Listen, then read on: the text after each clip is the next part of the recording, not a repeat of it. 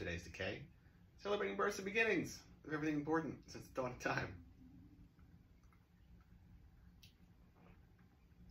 September 15th edition. In the year 1888, today, one Hannah Ravina was born. Hannah Ravina, I would like to read a biography on her. I don't know if such a thing exists. Here's the story though. Once upon a time, my great aunt and uncle,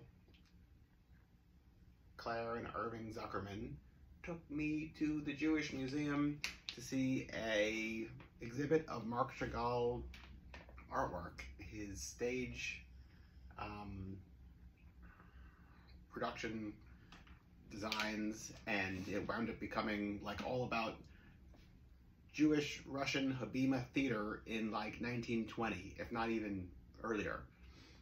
And it was so good, and like, what was any of this about?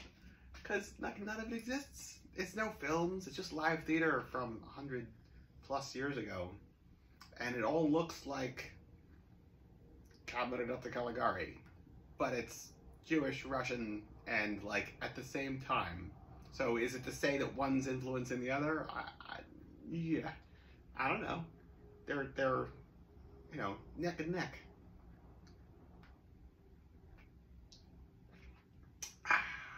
What's the point? How ethereal? Like, what was all this? I had no idea. Totally transfixed. I think about it a lot. And thankfully, there was a book on the subject.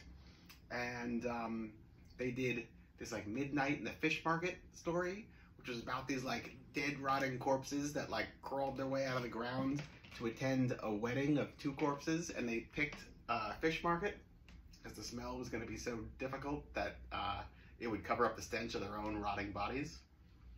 And there was like illustrations and photos of like, you know, the show. And they did lots of other things. The Golem, I think most of it was like based in Jewish mysticism, but not all of it. A lot of it was also like socio-political commentary. And the one of, if not the, like most hypnotic creatures in these performances 100 years ago was one Hannah Ravina, who played the lead character in the Dybbuk. That was like a almost exorcist type story about this couple, and they loved each other, and the lady's family and like community didn't want her to be with him, and he winds up dying, and his spirit winds up living in her body, and then the townsfolk wind up trying to do like this exorcism to like get him out of her, but she doesn't want that to happen. Meanwhile, the whole thing looks like utterly proto-goth. Not suggesting she's the first goth, because that's a really hard thing to do, and what are these terms? But it's just like a, you know, dark, tragic, and yet also modern and empowered character? Yes. The answer is yes. So, this is not going to do it justice. But here is the book I'm talking about. And here is a still from the stage play, if you could make that out.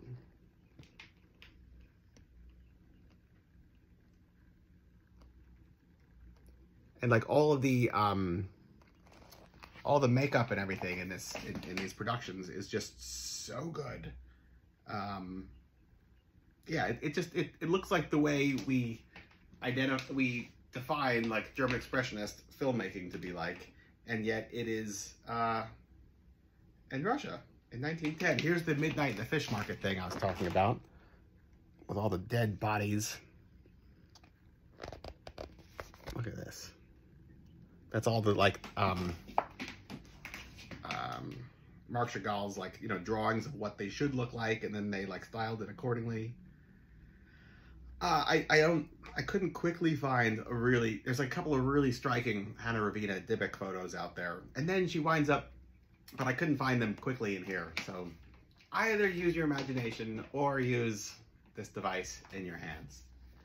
If you suspect you need to know more, use the device. Suspect device. That was a long shot. She winds up she winds up continuing as an actress for like 50 years or something crazy like that. She winds Habima Theater winds up continuing from Russia post World War II into Israel, and she winds up being like a you know, pillar of the stage in Israel in like the 50s and maybe 60s. I saw some really great photos of her, again, looking like transcendental, you know, as an older lady, like in the mid-century or so. I forget if she's doing Shakespeare or what, but it's really good. Hannah Ravina, do check her out. Faye Ray, born today, 1907. Half thought about doing this from the Empire State Building, where she spent the majority of her life, because the people who built the Empire State Building offered her an apartment to like live in, I think for free, but I don't know. Don't quote me. But she definitely lived in the Empire State Building like for many, many, many years. And you know, she's like such a scream queen. This is not just somebody who had a passing fling with a you know, fantasy horror sci-fi film, the likes of which, you know, she starred opposite King Kong. Those are some big shoes to fill. But also starred in The Vampire Bat, opposite Dwight Fry and Lionel Atwill. She starred opposite Lionel Atwill again in Dr. X and Mystery of the Wax Museum. She starred, who was she with? Leslie something. I'm forgetting his last name. Most Dangerous Game, anyways, which was filmed at night on the same sets as King Kong. So somehow these actors and actresses, I think Jack Holt, is he in there as well? Maybe. They filmed The Most Dangerous Game at night, where they filmed the King Kong scenes during the day, much like they did the like Spanish language Dracula at night. The difference is the Spanish language Dracula had an entirely different cast and crew. Somehow, some way, Faye Ray was working like maybe 24 hours a day between both films, during the day or the night. Or maybe they scheduled it so that way it was like her scenes didn't have to be shot one after another, but all the more reason for workers' rights, right? Yeah, as the actors' strike continues here in 2023. Yeah. What else?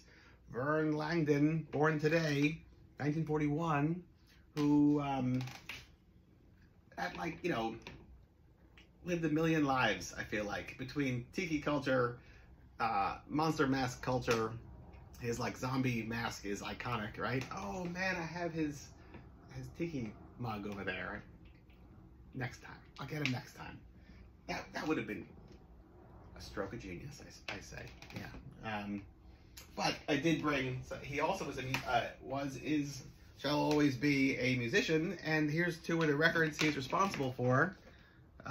Phantom of the Organ. Really great stuff. And The Vampire at the Harpsichord. Also really great stuff. Love this artwork. Love his music. Love his masks. Love everything Vern Langdon has contributed to the universe. That's a lot. And it's all great stuff. Equally, Doyle from the Misfits, born today, 1954. Nope, 64. 64. I almost aged him. I'm glad I didn't. Doyle, born today, Misfits. Christ the Conqueror? You know, have I ever listened to that? I feel like it's been a punchline for so long, and yet I don't think I've ever listened to it. I am a card-carrying Doyle fan club member. Let me find it.